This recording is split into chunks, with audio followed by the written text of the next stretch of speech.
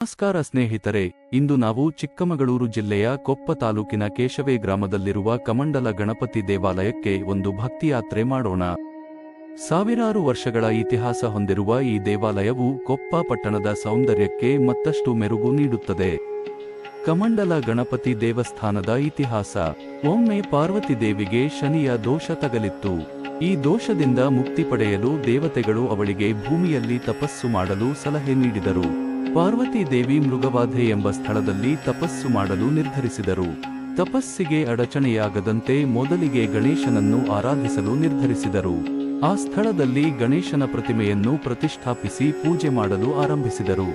ಪಾರ್ವತಿ ದೇವಿಯ ಭಕ್ತಿಯಿಂದ ಸಂತೋಷಗೊಂಡ ಬ್ರಹ್ಮದೇವರು ತನ್ನ ಕಮಂಡಲದಿಂದ ನೀರನ್ನು ಸಿಂಪಡಿಸಿದನು. ಆಗ ಗಣೇಶನ ಮುಂದೆ ಬ್ರಹ್ಮಿ ನದಿ ಹರಿಯತೊಡಗಿತು. ಹೀಗೆ ಗಣೇಶನಿಗೆ ಕಮಂಡಲ ಗಣಪತಿ ಎಂಬ ಹೆಸರು ಬಂದಿತು ಮತ್ತು ದೇವಾಲಯಕ್ಕೆ ಕಮಂಡಲ ಗಣಪತಿ ದೇವಾಲಯ ಎಂದು ಹೆಸರು ಬಂತು. ಬ್ರಹ್ಮನ ಕಮಂಡಲದಿಂದ ಹರಿದ ಕಾರಣ ಈ ನದಿಗೆ ಕಮಂಡಲ ತೀರ್ಥ ಎಂದು ಹೆಸರು ಬಂತು. ಒಂದು ಹೂವಿನ ತೇಗೆಯಂತೆ ಕೆತ್ತನೆ ಮಾಡಿದ ಕಲ್ಲಿನಿಂದ ಈ ನದಿ ನಿರಂತರವಾಗಿ ಹರಿಯುತ್ತಿರುವುದು ವಿಶೇಷ. ಮಾರ್ಗಶಿರ ಮಾಸದ ಎಳ್ಳು ಅಮಾವಾಸ್ಯೆಯೆಂದು ಪಾರ್ವತಿ ದೇವಿ ಇಲ್ಲಿ ಪೂಜೆ ಮಾಡಿದ್ದಳು ಎಂಬ ನಂಬಿಕೆಯಿದೆ. ಈ ದಿನ ಮಹಿಳೆಯರು ಇಲ್ಲಿ ಪೂಜೆ ಮಾಡಿದರೆ ಶನಿ ದೋಷ ನಿವಾರಣೆಯಾಗುತ್ತದೆ ಎಂದು ನಂಬಲಾಗಿದೆ. ಕೊಪ್ಪ ಪಟ್ಟಣದ ಸೌಂದರ್ಯ. ಕೊಪ್ಪ ಪಟ್ಟಣವು ಸಹ್ಯಾದ್ರಿ ಬೆಟ್ಟಗಳಿಂದ ಆವೃತವಾಗಿದೆ.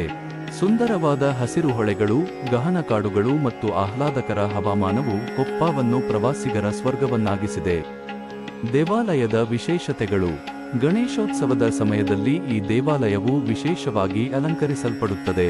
ಎಳ್ಳು ಅಮಾವಾಸ್ಯೆಯೆಂದು ಇಲ್ಲಿ ವಿಶೇಷ ಪೂಜೆಗಳು ನಡೆಯುತ್ತವೆ. ಯಾತ್ರೆಗೆ ಹೋಗುವುದು ಹೇಗೆ? ಚಿಕ್ಕಮಗಳೂರು ಅಥವಾ ಶಿವಮೊಗ್ಗಕ್ಕೆ ರೈಲು ಮೂಲಕ ಪ್ರಯಾಣಿಸಿ ಅಲ್ಲಿಂದ ಕೇಶವೆ ಗ್ರಾಮಕ್ಕೆ ಬಸ್ನಲ್ಲಿ ಹೋಗಬಹುದು. ತಂಗುವ ಸ್ಥಳ. ಕೊಪ್ಪದಲ್ಲಿ ವಸತಿ ಸೌಕರ್ಯಗಳು ಕಡಿಮೆ ಇರುವುದರಿಂದ ಚಿಕ್ಕಮಗಳೂರು ಅಥವಾ ಶಿವಮೊಗ್ಗದಲ್ಲಿ ತಂಗಬಹುದು. ಈ ದೇವಾಲಯಕ್ಕೆ ಭೇಟಿ ನೀಡಿ ದೈವಿಕ ಶಾಂತಿಯನ್ನು ಅನುಭವಿಸಿ. ಭೇಟಿಗೆ ಸಿದ್ಧತೆ. ಭೇಟಿಗೆ ಉತ್ತಮ ಸಮಯ. ವರ್ಷದ ಬಹುಭಾಗದಲ್ಲಿ ಭೇಟಿ ನೀಡಲು ಉತ್ತಮ ಸಮಯ. ಆದರೆ ಗಣೇಶೋತ್ಸವ ಮತ್ತು ಎಳ್ಳು ಅಮಾವಾಸ್ಯೆಯ ದಿನಗಳಲ್ಲಿ ದೇವಾಲಯವು ಹೆಚ್ಚು ಜನಸಂದಣಿಯಿಂದ ಕೂಡಿರುತ್ತದೆ. ಏನು ತರಬೇಕು? ದೇವರಿಗೆ ಅರ್ಪಿಸಲು ಹೂವು, ದೀಪ. ನೀವು ಮತ್ತು ನಿಮ್ಮ ಕುಟುಂಬಕ್ಕೆ ಪ್ರಸಾದ. ಬಿಸಿಲಿನಿಂದ ರಕ್ಷಿಸಿಕೊಳ್ಳಲು ಟೋಪಿ ಅಥವಾ ಛತ್ರಿ. ನೀರು. ಏನು ಮಾಡಬೇಕು?